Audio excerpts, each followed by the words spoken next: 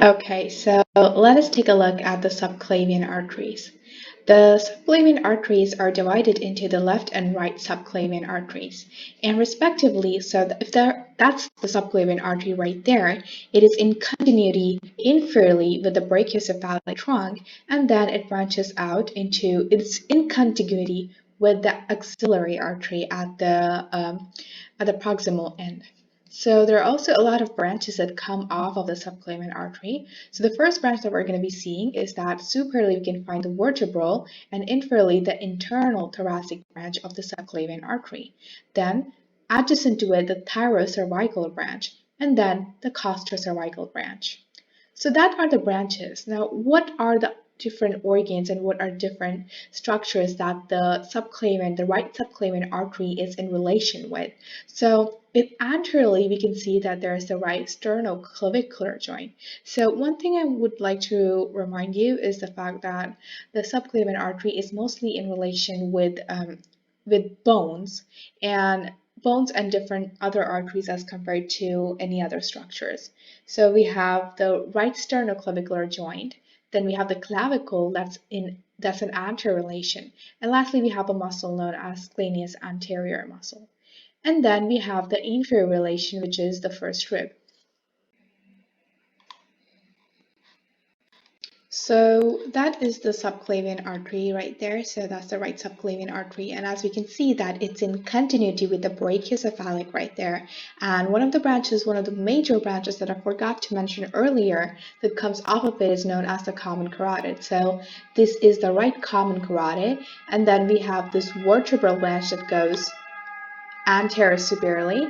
Inferiorly, we can see that there is this branch known as the internal thoracic branch, and then we have the other branches is actually a trunk known as the satiro-cervical trunk, and then we have the other branch as it's the posterior to this muscle right here, and this is known as the costocervical branch right here, and then there is this axillary artery. Now, that being said, those were the branches. Now, what are the relations? As you can see that there is one muscular relation and all the other relations are bony. So the first relation that we're going to be observing are the anterior relations. Anteriorly, the most anterior one is the clavicle here. Then we have the sternoclavicular joint right here, and then posterior to it we have this muscle right here, the scalenus anterior muscle. And then inferiorly, we have the relation with the first rib right there. Let us look at the left subclavian artery. The left subclavian artery is a bit different from the right because, of course, this one arises straight from the aortic arch as compared to the right one that arises from the brachiocephalic trunk.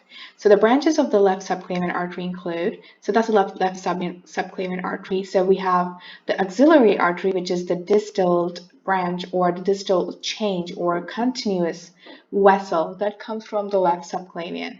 And then we have the aortic arch, which from where the left subclavian arises.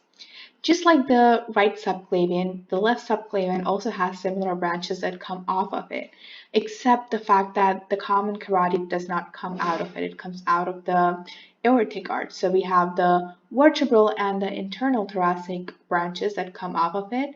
And we also have the thyrocervical and the costocervical branches that come off of it. Then let us look at the relations. But before looking at the relation, let us look at the branches of it right here on the atlas. So as you can see that right there is the aortic arch, and coming off of the aortic arch we have the subclavian right there. So yeah, that's the subclavian. This one right here is a subclavian, and then we can see the branches. So that's the vertebral branch right there, and then we have the costocervical trunk. This is the costocervical trunk, and then we have the thyrocervical trunk, and then we have the internal thoracic artery right there. So that's the internal thoracic artery. Then we have the axillary artery there, and inferiorly, of course, the aortic arch. So let us look at the anterior relation of the left subclavian artery, which includes the common carotid. Then we have the brachiocephalic vein, the left brachiocephalic, and lastly the left vagus. So looking at Okay, so that right there is the the subclavian artery.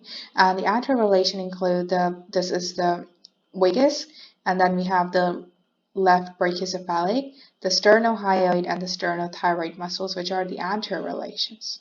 Posteriorly, we can see that there is the longus colli, the esophagus, the thoracic duct. Posterolaterally, we can observe the left lung and the pleura, and then the medially, we can observe the trachea, the recurrent laryngeal nerve, and also the esophagus and the thoracic duct. Now let us look at all of these structures in the atlas. Okay, so let us observe the posterior relations here. So for the sake of simplicity, I'm going to be removing the bones, which will leave us with all of the structures, and we can clearly see which are the ones that are posterior. So posteriorly, as you can see that posterolaterally, we have the lungs, and the pleura of the left lungs, especially the apex of the lung, is in close relation. Then we have the thoracic duct that's also on the posterolateral relation. We can also see that the longus colli is on the posterior relation, and posteromedially we can find that there is the esophagus, the trachea, the recurrent laryngeal nerve, and yeah, that's all that we can observe here. If there is, yeah, that's all that we can see.